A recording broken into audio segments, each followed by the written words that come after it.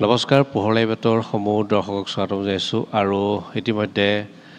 উত্তৰ পূৰ্বাঞ্চল অসমৰ সৰ্ববৃহৎ যি প্ৰাক চিনে এৱাৰ্ড এইবাৰ যোৰহাটত অনুষ্ঠিত হ'ব আৰু এই মুহূৰ্তত আমাৰ লগত উপস্থিত আছে অসম তথা দেৰগাঁৱৰ জীয়াৰী তথা বলিউডৰ প্ৰতিষ্ঠিত অভিনেত্ৰী আৰু এটা খুব ভাল খবৰ যে এইবাৰ প্ৰাক চিনে এৱাৰ্ডত বহুকেইটা শিতানত এইবাৰ নমিনেশ্যন লাভ কৰিছে তেওঁ হৈছে শৰ্মিষ্ঠা চক্ৰৱৰ্তী ইতিমধ্যে আমাৰ মাজত উপস্থিত আছে প্ৰথমতে আপোনাক আমি শুভেচ্ছা জনাইছোঁ ধন্যবাদ খুবেই ভাল খবৰ এগৰাকী অসম জীয়াৰী আৰু ইতিমধ্যে বলিউডত প্ৰতিষ্ঠিত সমগ্ৰ অসমবাসীয়ে আপোনাক চিনি পায় আৰু এই মুহূৰ্তত খুব ভাল খবৰ যে উত্তৰ পূৰ্বাঞ্চল অসমৰ সৰ্ববৃহৎ যি প্ৰাক চিনে এৱাৰ্ড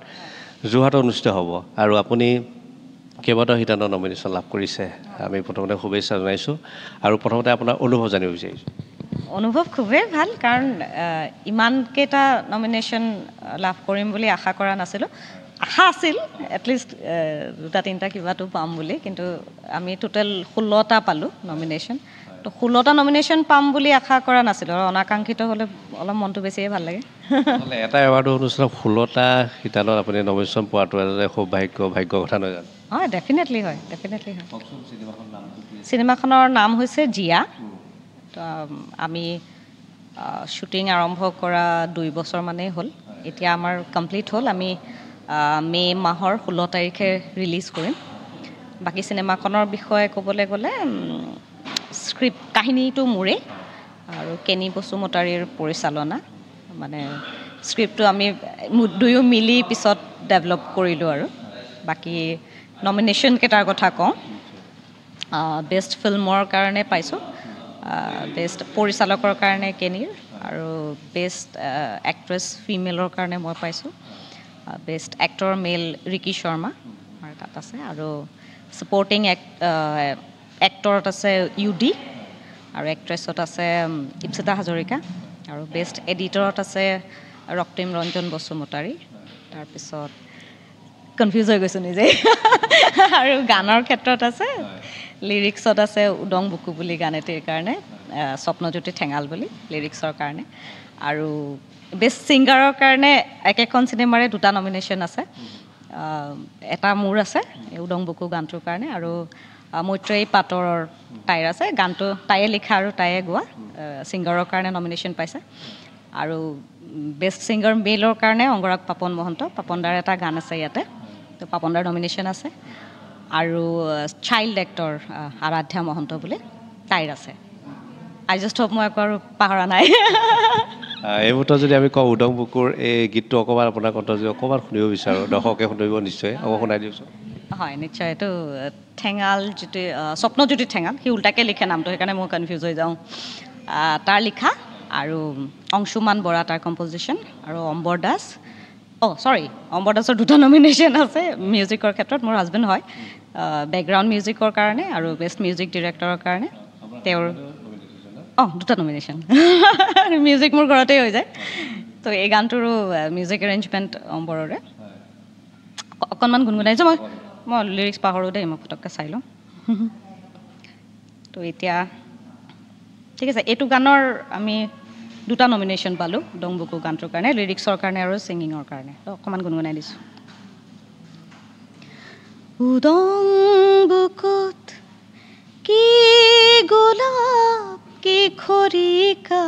যায় উদং বুকুত কি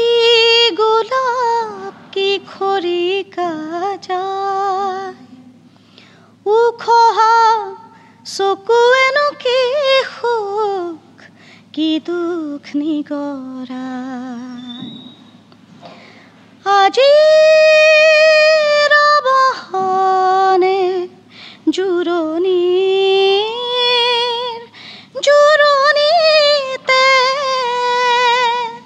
তোমাৰে মন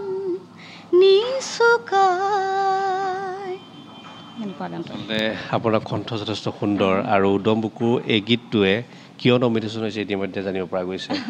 আৰু আমি যথেষ্ট গৌৰৱান্বিত যে অসম জীয়াৰী হৈ ইতিমধ্যে বলিউডত প্ৰতিষ্ঠিত আপুনি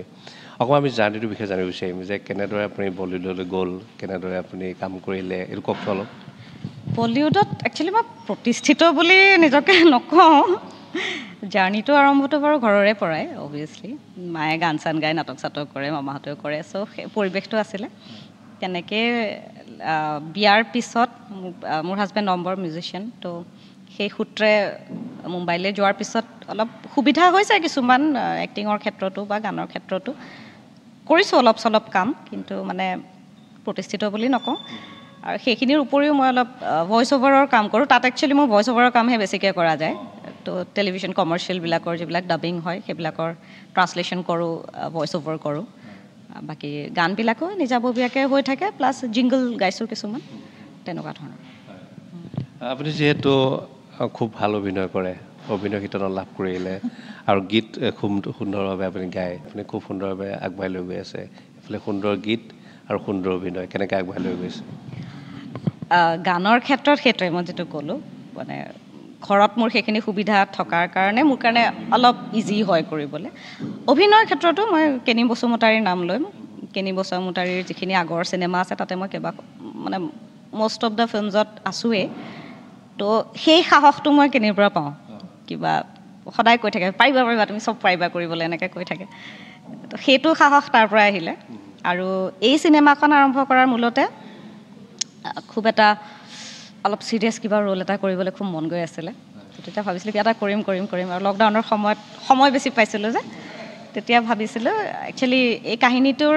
আচলতে আধাৰ হৈছে মোৰ বেষ্ট ফ্ৰেণ্ড জয়িতা সেন বুলি তাই এই কাহিনীটো এগৰাকী ছিংগল মাদাৰৰ ওপৰত তাই এগৰাকী ছিংগল মাদাৰ তো তাইৰ জীৱনৰ কিছুমান ঘটি থকা ঘটনা চকুৰ আগত মানে সদায় ডেইলি কানেক্টেড থাকোঁ তো কিবা এটা ঘটনাই অলপ মোক অলপ চুলে তেতিয়া মই ভাবিছিলোঁ যে এই ছাবজেক্টটোক লৈ পেলাই কিবা এটা কৰোঁ তেনেকৈ ভাবোঁতে স্ক্ৰিপ্টটো লিখিলোঁ তাৰপিছত কেনিৰ লগত ডিছকাছ কৰি কামটো আগবাঢ়িলে আকৌ পুনৰবাৰ শুনিব বিচাৰিছোঁ যে এই যে সংগীতৰ ধাৰা এই ধাৰাটো আপুনি যিহেতু এবাৰ নমিনেশ্যন লাভ কৰিছে আপুনি হয়তো এৱাৰ্ড পাব গীতটো আমি যিমান দূৰ দেখিছোঁ শুনিলোঁ খুবেই যথেষ্ট সুন্দৰ হয় অনাগত দিনত কেনেদৰে আগবাঢ়ি যাম বুলি ভাবিছে একচুৱেলি এতিয়া বহুতখিনি কথাই এই চিনেমাখনৰ ওপৰত অলপমান নিৰ্ভৰ কৰি আছে তো আমি যিহেতু এতিয়া আচলতে চিনেমাখনৰ বাহিৰে একো কথাই মোৰ চলি থকা নাই আৰু ভিতৰত তো 17 মে'ত আমি ৰিলিজ কৰিম চ' এইখন ৰিলিজ কৰাৰ পিছতহে পৰৱৰ্তী সময়ত কি কৰিম ভাবিম কিন্তু চিনেমা গান দুইটাটো চিমালটেনিয়াছলি চলিয়ে থাকিব বাৰু বৰ্তমান কনচেনট্ৰেশ্যন তাতেই আছে আৰু চিনেমাখনত আমাৰ 5টা গান আছে এটা শংকুৰাজ কোঁৱৰে গাইছে এটা পাপনদাৰ কথা ক'লোঁ মৈত্ৰেয়ী মোৰ এটা ইপ্সিতা হাজৰিকাৰো মোৰ এটা ডুৱেট আছে চ' এইকেইটা গান এতিয়া ওলাব লাগে আৰু এতিয়া প্ৰায়ৰিটি সেইটো পিছৰখিনি তাৰপিছত ভাবিম আৰু পাপন দা আচল নমিনেশ্যন হৈছে আপোনাৰ গীতটোত বা সেই গীতসমূহত পাপন দাই গীত গাইছে নহয় জানো এটা খুব ভাল খবৰ হয় সেইটো পাপন দা আৰু মোৰ ডুৱেট হয় এই গানটো এইটো গানো সেই একচুৱেলি সেই লকডাউনৰ টাইমতে পাপন দাক কৈছিলোঁ এনেকৈ গাব নেকি এবাৰো এটাও কুৱেশ্যন নকৰাকৈ একেচাটতে গাম বুলি ক'লে আমাৰ বাৰু পুৰণা চিনাকি সেইটো বেলেগ কথা কিন্তু সেইটো গানটোৰ কাৰণেও সময় দিলে পিছত ভিডিঅ'টোৰ কাৰণেও সময় দিলে সেইটোৰ কাৰণে মই গ্ৰেটফুল প্ৰাক্চিনে এৱাৰ্ডক কি ক'ব সেই মুহূৰ্তত থেংক ইউ ক'ম বিগ থেংক ইউ ইমানখিনি যে যোগ্য বুলি ভাবিলে নমিনেশ্যন দিবৰ কাৰণে সেইটোৱে মোৰ কাৰণে ডাঙৰ কথা বাকীখিনিতো পালে অফক'ৰ্ছ ভাল লাগিব কিন্তু নাপালেও বিশেষ আক্ষেপ নাই আৰু এইখিনিলৈকে যে যোগ্য বুলি ভাবিলে সেয়ে ভাল লাগিছে আপুনি শৈশৱতে ভাবিছিলেনে এনেধৰণৰ ভাল সমূহ আহিব চিন্তাসমূহ যে আপোনাক প্ৰাগৰ দৰে প্ৰাক্চিনে এৱাৰ্ডৰ নমিনেশ্যন হ'ব বা আজি মুম্বাইত গৈ প্ৰতিষ্ঠিত হ'ব এনেকুৱা ধৰণৰ শৈশৱতে ভাবিছিলেনে নাই ভবা গান গোৱাক লৈ চখ আছিলে সেইটো বেলেগ কথা বাকী সৰুতে নাটক চাটক কৰিছিলোঁ কিন্তু এক্টিঙক লৈ মোক খুব বেছি চিৰিয়াছলি ভবা নাছিলোঁ আৰু এনেও মই বহুত বেছি লং টাৰ্ম প্লেন কৰা মানুহ নহয় সদায় মানে শ্বৰ্ট টাৰ্ম গ'লেই ভাবোঁ আৰু এইটো কৰি লওঁ তাৰপিছত দেখা যাব লাইফে লৈ গৈ আছোঁ আৰু সাংঘাতিক প্লেন কৰি চলি আছোঁ বুলি নকওঁ এইমাত্ৰ যদি আমি আন এটি গীত আপোনাৰ কণ্ঠ শুনিব বিচাৰোঁ আপোনাৰ কণ্ঠ যথেষ্ট সুন্দৰ সেইবোৰ কোনটো গীত শুনাব নাই এতিয়াতো যিটো পাপন দাৰ কথা ক'লোঁ সেই গানটোৱে চলি আছে আচলতে মোৰ মনত সেইটোৱে অলপ গুণগুণাই দিওঁ সপোন লগাই এটি জীয়া সঁচা সপোন সপোন লগাই এটি জীয়া সঁচা ভয় লাগে ভাঙে যদি হিয়াই থুনুকা সপোন সপোন লগাই এটি জীয়া সঁচা সপোন সপোন লগাই এটি জীয়া সঁচা বহুত ধন্যবাদ আসলে এই জাৰ্ণিটো যথেষ্ট ঘাত প্ৰতিঘাত আছে আৰু বিশেষভাৱে আপোনাৰ পৰিয়ালটো সাংস্কৃতিক এটা পৰিয়াল আৰু এই মতে এই বিশেষ মঞ্চত আপুনি উপস্থিত হৈছে আজি বিশেষভাৱে আপুনি পৰিয়ালক কি ক'ব মা দেউতা বাইদেউ এনেধৰণৰ সকলোৱে আপোনাক বিশেষভাৱে উৎসাহিত কৰে কি ক'ব এই মতত এইটো ক্ষেত্ৰত মই আচলতে বহুত ভাগ্যশালী ঘৰৰ মানুহৰ মোৰ মা পাপা দাদা বৌ বা ভিনদেউ ভাগিন মানে সকলোৰে যিটো ছাপোৰ্ট ফেমিলি ছাপোৰ্টটোতো আছে একচুৱেলি এপাৰ্ট ফ্ৰম ডেট মই খুব ভাল ভাল মানুহৰ ছাৰাউণ্ডিঙত থাকোঁ মোৰ কপাল ভাল এইটো কেনেকৈ কওঁ বা মোৰ ফ্ৰেণ্ডজক কওঁ ইপ্সিতা হাজৰিকা মোৰ খুব ক্ল'জ ফ্ৰেণ্ড বিৰিনা তো সেই গোটেই মানুহখিনিৰ যিটো আনকণ্ডিশ্যনেল লাভ এণ্ড ছাপোৰ্ট মই পাওঁ সেইটো প্ৰাইচলেছ সেয়া চিনাকি ওলালে তো আই এম ব্লেছড নিশ্চয় আমি শেষত আপোনাৰ পৰা বিচাৰিম যে বৰ্তমান সময়ত অসমীয়া যি ছবি বোলছবি জগতটো যথেষ্ট আগবাঢ়িছে ভাল ভাল ছবি নিৰ্মাণ হৈছে আৰু এই মুহূৰ্তত আপোনাৰো যথেষ্ট কৰণীয় আছে এগৰাকী সুদক্ষ অভিনেত্ৰী হিচাপে আপুনি এই মুহূৰ্তত কি ক'ব যে অসমীয়া বোলছবি জগতখন আৰু কেনেদৰে আগবঢ়াটো বিচাৰিছে বা কি কেনেধৰণে কাম কৰিব লাগে নাই এতিয়া ভাল হৈছে মাজতে অকণমান পৰিৱেশটো অলপ বেয়া হৈছিলে এতিয়া মোৰ লাগে ভাল হৈ আহিছে আৰু কামবিলাকো ভাল হৈছে চিনেমাবিলাকো ভাল ভাল হৈ আহিছে আৰু যিখিনি এতিয়া নিউ জেনেৰেশ্যনৰ যিখিনি ডিৰেক্টৰ্ছ এক্টৰ্ছ চব আৰু সকলো খুব স্কিল্ড আৰু সেইটো কাৰণে কামবোৰ ভাল হৈ আহি আছে আৰু কামবোৰ যেতিয়া ভাল হ'ব মানুহেনো কিয় নল'ব আৰু এটা প্ৰব্লেম হয় এটা মানে ফিনান্সিয়েল ইনচিকিউৰিটি এটা থাকে সেইটো ক্ষেত্ৰত যদি অলপ কিবা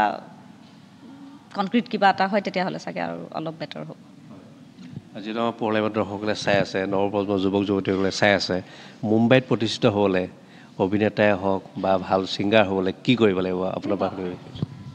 এখন সাগৰ সেইখন এখন সাগৰ প্ৰথম কথা আপুনি যিটো কাম কৰে সেইটো কামত আপুনি বহুত বেছি ভাল হ'ব লাগিব আৰু মানে কি হয় চব গোটেই দেশখনৰ সকলো প্ৰান্তৰ বেষ্ট অফ দ্য বেষ্ট মানুহ গৈ তাতে জমা হয় তো কম্পিটিশ্যনটো বহুত বেছি আৰু এট দ্য ছেইম টাইম এটা ভাল হয় কি কাম বেছি তো লাগি থাকিলে আৰু কামত ভাল হ'লে ইটছ ইজি একে সময়তে বহুত টান এই জাৰ্ণিটোত কিছুমান কঠিন যাত্ৰাও আছিলে ক'ব নেকি শেষত যে কেনেদৰে কঠিন সময় পাৰ কৰিছিলে আপুনি ক'ব নেকি একচুৱেলি মোৰ লাইফত বহুত সাংঘাতিক কিবা আপছ এণ্ড ডাউনছ একচুৱেলি হোৱাই নাই ইমান তেনেকুৱা ধৰণৰ এটা গতিতে গৈ থকাৰ নিচিনা আৰু তো বহুত কিবা সাংঘাতিক কিবা প্ৰতিঘাতৰ সন্মুখীন হৈছোঁ বুলি নকওঁ কাম চামক লৈ কেতিয়াবা লাগে যেতিয়া মই জানো কোনোবা এটা কাম মই বেলেগতকৈ বেছি ভালকৈ কৰিব পাৰোঁ যিটোত মোৰ কনফিডেঞ্চ আছে তেতিয়া যিহেতু তেনেকুৱা সময়ত যেতিয়া নাপাওঁ তেতিয়া বেয়া লাগে আৰু তেনেকুৱা হয় বহুত বহুত ধন্যবাদ জনাইছোঁ আৰু পুনৰবাৰ আমি লগ পাম নিশ্চয় খুবেই ভাল লাগিলে আৰু যথেষ্ট ব্যস্ত আজি যিহেতু প্ৰাগ চিনে এৱাৰ্ড হ'ব পুনৰবাৰ আপোনাক অভিনন্দন জনাইছোঁ হয় প্ৰিয় দৰ্শক এয়া হৈছে সমৃষ্ঠা চক্ৰৱৰ্তী মুম্বাইত প্ৰতিষ্ঠিত এগৰাকী খুব ভাল জনপ্ৰিয় অভিনেত্ৰী আৰু সমান্তৰালভাৱে সুকণ্ঠী গায়িকা বুলি ক'ব পাৰোঁ আৰু এই মুহূৰ্তত প্ৰাগ চিনে এৱাৰ্ড উত্তৰ পূৰ্বাঞ্চলত তথা অসমৰ সৰ্ববৃহৎ প্ৰাগ চিনে এৱাৰ্ড যোৰহাটত অনুষ্ঠিত হ'ব তেখেতলোকক কিছু কথা পতাৰ চেষ্টা কৰিলোঁ আপোনালোকৰ জনাৰ প্ৰয়াস কৰিলোঁ আমি এটা কথা ক'ব পাৰোঁ যে সমৃষ্ঠা চক্ৰৱৰ্তীৰ দৰে অভিনেত্ৰীয়ে হওক বা গায়িকাক আমি নিশ্চিতভাৱে অনাগত দিনত লগ পাম বহু কথা জানিবলৈ চেষ্টা কৰিম আৰু বিশেষভাৱে আজি অনুষ্ঠানটো সকলোকে চাই থকাৰ বাবে আমি ধন্যবাদ জ্ঞাপন কৰিছোঁ আৰু অনুষ্ঠানটো সামৰি মাৰিছোঁ চাই থাকিব আপোনালোকৰ প্ৰিয় চেনেল পোহৰ লাইভে ধন্যবাদ